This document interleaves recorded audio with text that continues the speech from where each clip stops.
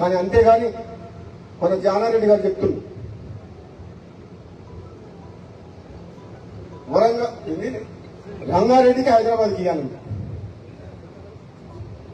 ఆయన 20 ఏళ్ళు 30 ఏళ్ళు మంత్రి పదవి అనిపించారు. ఇప్పుడు గుర్తొచ్చింది రంగారెడ్డి హైదరాబాద్. ఏ మంత్రి పార్లమెంట్ సభ్యుని గెలిపించారు? చాలా మంది మంత్రులు తెలంగాణలో పార్లమెంట్ కు ఇన్ఛార్జ్ పెట్టిన మంత్రి. కానీ భువనగిరి పార్లమెంట్ కు మంత్రి ఇన్ఛార్జ్ రాలే, ఒక ఎమ్మెల్యేగా ఇన్ఛార్జ్ పెట్టింది కాంగ్రెస్ పార్టీ. అన్ని పార్లమెంట్లకు ఇన్ఛార్జ్ మంత్రులను పెడితే మరి నిజంగా నాకే కెపాసిటీ లేకపోతే, నాకే ధైర్యం లేకపోతే, నాకే మంచి పేరు లేకపోతే, నేనే గెలిపించే శక్తి లేకపోతే ఎందుకు ఇన్ఛార్జ్ పెట్టినాను?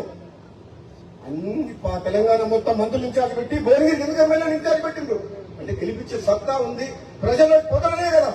మరి ఇచ్చిన వాటిని నిలబడుకునే బాధ్యత ఎవరిది? మీరు ఇన్ఛార్జ్ పెడితే గెలిపించి ఇచ్చినావా లేదా సీటు? ఎవరిచ్చిండ్రు? ఆదిలాబాద్ గెలిచిందా? మహబూబ్ నగర్ గెలిచిందా? సికింద్రాబాద్ గెలిచిందా? మల్కాజ్గిరి గెలిచిందా? మేరకు గెలిచిందా? కరీంనగర్ గెలిచిందా? ఈ మంత్రులను ఎక్కడ పోయిండ్రు? మరి ఎక్కడ? నేను అడిగేది ఓ దయా దాక్షిణ్యాల మీద మీరు ఎప్పుడు ఇస్తారా అని మేము ఎదురు చూస్తలేము. నిజంగా పార్టీ బతకాలంటే, ప్రభుత్వంకి మంచి పేరు లేవాలంటే, నిజాయితీగా సమర్థవంతంగా ప్రజల కోసం, పార్టీ కోసం ప్రభుత్వం మంచి పేరు తీసుకొచ్చే వ్యక్తులకే ఇవ్వాలి అని చెప్పి అంటున్నాం. ఈ పైరవికారాన్ని పక్కన పెట్టాలి, పైరవికారాన్ని పక్కన పెట్టాలి. కాంగ్రెస్ పార్టీ ఇంకా బలంగా కావాలి.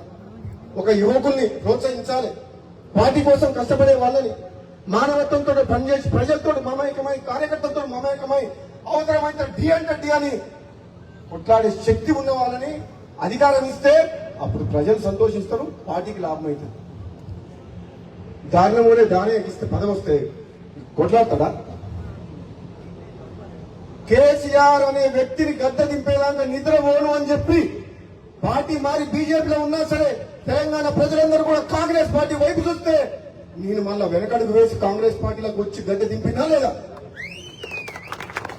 అంటే ఒక ప్రజాస్వామ్యాన్ని కూలి చేసి, రాష్ట్రాన్ని అప్పులపాలు చేసి, అవినీతిమయం చేసి, లక్షల కోట్ల ఒక కుటుంబం దోచుకుంటుంటే చూడలేక ఈ ప్రజలకు ప్రజాస్వామ్యాన్ని కాపాడాలని చెప్పి, ప్రజల పక్షాన పోరాటం చేయాలని చెప్పి, తెలంగాణ ఇచ్చిన కాంగ్రెస్ పార్టీ జెండా ఎగరేయాలని చెప్పి నాలాంటి వ్యక్తి నిర్ణయం మార్చుకుని వెనుకకు వచ్చినాం అంటే దాని అర్థం ఒక కమిట్మెంట్ ఉంది.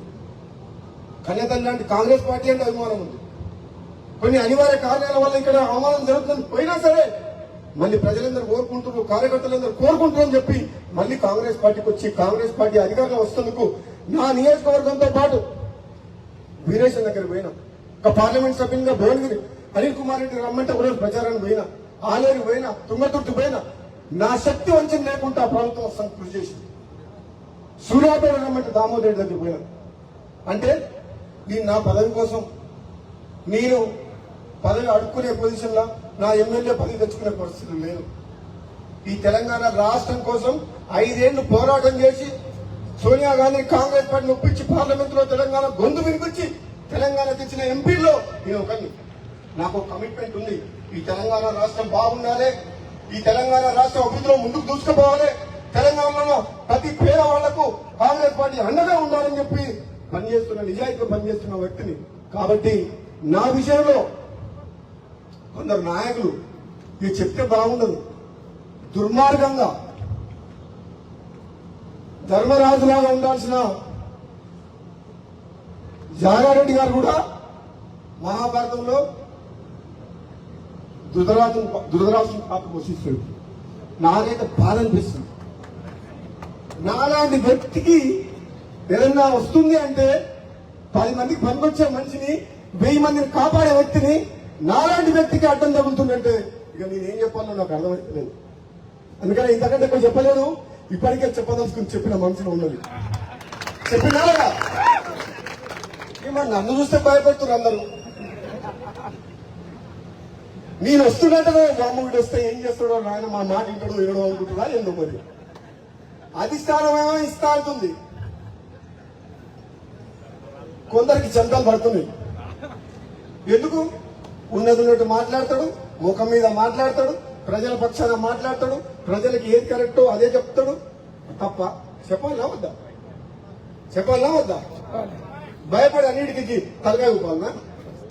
మునుగోడు గడ్డ తమ్ముడు చెప్పినట్టు మొత్తం కేసీఆర్ పానమూరు పండుకున్న కేసీఆర్ 100 మంది ఎమ్మెల్యేలు వచ్చి మొత్తం మునుగోడులో గల్లీ తిరిగిపోయారు.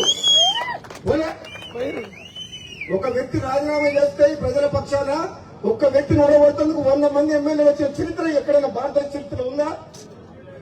మీ అందరూ గర్వపడేలా ఉండాలి రాజగోపాల్ రెడ్డి తప్పితే బాబా బాబా అని అనుకునేటట్టు ఉండకూడదు. నేనే తప్పు చేసినా మీరు తలదించుకోవాల్సిన పరిస్థితి వస్తుంది. కాబట్టి ప్రాణం పోయినా మీరందరూ తలెత్తుకునే ప్రియంగా మీ శాసనసభ్యుడు మీరు ఓటేసి కల్పించిన రాజగోపాల్ రెడ్డి ఏ పదవిలో ఉన్నా ఆ పదవికి వన్నెలేస్తాడు. పెద్ద పదవి రాకపోయినా చిన్న పదవి అయినా పేదల కోసం రాత్రి మగలు కష్టపడతా ఈ మునుగోడు నియోజకవర్గాన్ని సస్యశామం చేయడమే కాదు, మునుగోడులో ఉన్న ప్రతి పేదవాడికి ఇల్లు కట్టించే బాధ్యత నాది, రోడ్లు వేపించే బాధ్యత నాది, ప్రభుత్వ హాస్పిటల్స్ ప్రభుత్వ స్కూల్స్ అన్ని డెవలప్మెంట్ చేసి తీరుతాం.